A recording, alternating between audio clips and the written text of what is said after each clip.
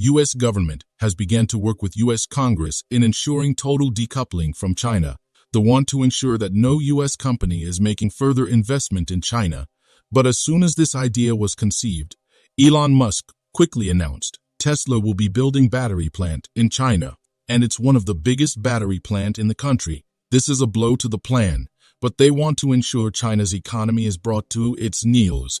They want to ensure the end of China as the best destination for investment. But is this possible? Can the West unilaterally stop all investment to China? Can they stop investors from the West? All these we shall find out together in this revealing topic. Stay with us to the end and find out how this is done by the West. Hello and welcome back to Innovative Check YouTube channel, where we delve into the innovative and transformative projects changing our world. If you're new to the channel and enjoy learning about innovation stories around the world, you've come to the right place. Please subscribe, like, and comment to help boost our videos on YouTube. The proposal by the Biden administration to sanction outbound investments to China, particularly focusing on private technology deals, marks a significant shift in U.S. policy towards economic engagement with China. This move signals a broader strategy to recalibrate the U.S.-China economic relationship, emphasizing national security and economic sovereignty. Congress has been instrumental in this pivot, as evidenced by a landmark report released by a bipartisan House committee. This report calls for a reset in the U.S.-China economic relationship and advocates for more comprehensive investment restrictions. The committee acknowledges President Biden's executive order as a crucial initial step, however. Doubly, it criticizes the order for its narrowly defined restricted technology and the exceptions allowed for passive public equity investments, including those made through exchange-traded funds (ETFs). Just a quick reminder to hit the like button below.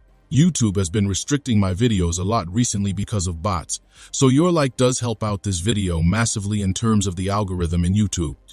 One of the most striking recommendations from the committee is the proposed legislation requiring private equity firms and employee retirement plans governed by ERISA Employee Retirement Income Security Act of 1974 to disclose ongoing investments in companies based in or controlled by foreign adversaries. This legislation would effectively curtail further U.S. private equity investments in China-based companies. Additionally, the committee urges Congress to consider halting all new investments in these entities and to encourage the swift divestment from existing investments in Chinese companies, reallocating this capital to U.S. businesses instead.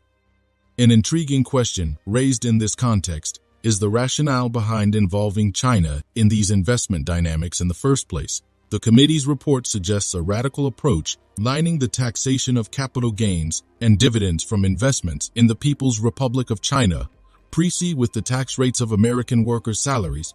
They propose a one-year period for investors to divest from PRC entities, after which investments in the PRC would be taxed at the same rate as ordinary income. Concurrently, the report recommends deferring capital gains taxes for investments redirected towards strategic sectors and small businesses in the United States.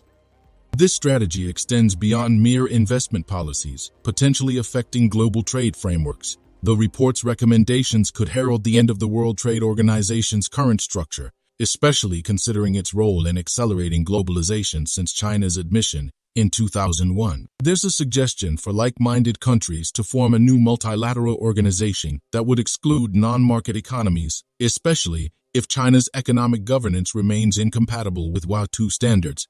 This proposal, as noted by Axios China's Bethany Allen Ibrahimian, underscores a growing consensus among U.S. policymakers for a more assertive stance against China's economic practices. Overall, these developments reflect a significant shift in U.S. policy, moving away from economic interdependence with China towards a stance that prioritizes national security and economic sovereignty. The implications of these changes are vast, not just for U.S.-China relations, but for the global economic and geopolitical landscape. The implications of this seismic shift in U.S. policy towards China are multifaceted and profound. On the economic front, the move to restrict investments in China by U.S. entities represents a fundamental realignment of financial interests and strategies. For decades, U.S. investors and corporations have viewed China as a lucrative market and a critical component of a globalized supply chain. This perspective is now being reconsidered under the lens of national security and economic independence. If you are enjoying this video so far, please don't forget to subscribe, share the video, and comment. In the realm of global finance, the repercussions of these policies will be far-reaching.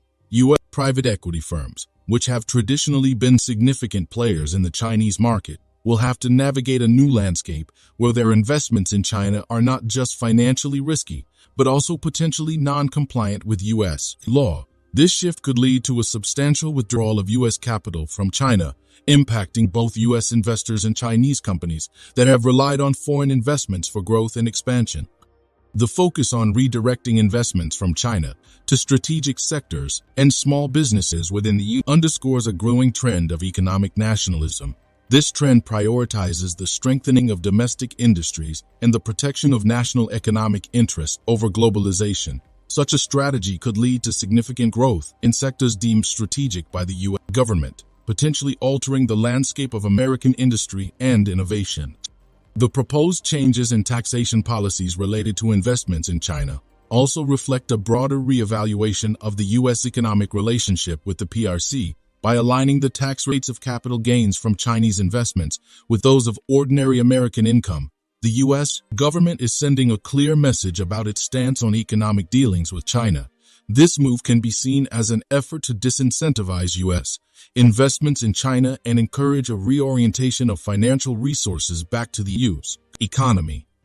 Furthermore, the potential formation of a new multilateral organization, excluding non-market economies, as suggested in the report, indicates a strategic pivot in global trade dynamics. This development could lead to the creation of new economic blocs, fundamentally altering the nature of international trade and cooperation. The exclusion of non-market economies from such an organization would not only isolate countries like China, but also redefine the rules and standards of global economic engagement. The policy's geopolitical implications are equally significant. The U.S. aggressive stance on investments in China is likely to strain the already tense relations between the two superpowers. China's response to these policies will be critical in shaping the future of U.S.-China relations. Beijing might retaliate with its own set of economic and political measures, potentially leading to a further escalation of tensions. This approach may influence other nations' policies towards China. As the U.S. leads the way in redefining its economic relationship with China, other countries, particularly those in the European Union and Asia, may follow suit, leading to a more fragmented and polarized global economic landscape.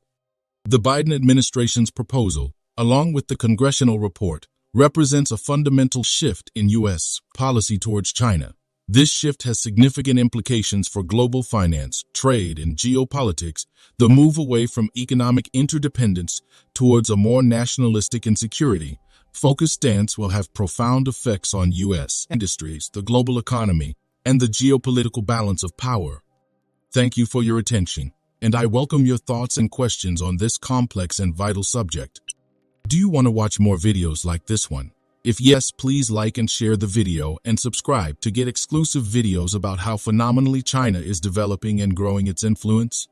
Your subscriptions and likes motivate us to generate more content, so please keep supporting us. Check out this video showing on your screen right now, and I will see you on the other side.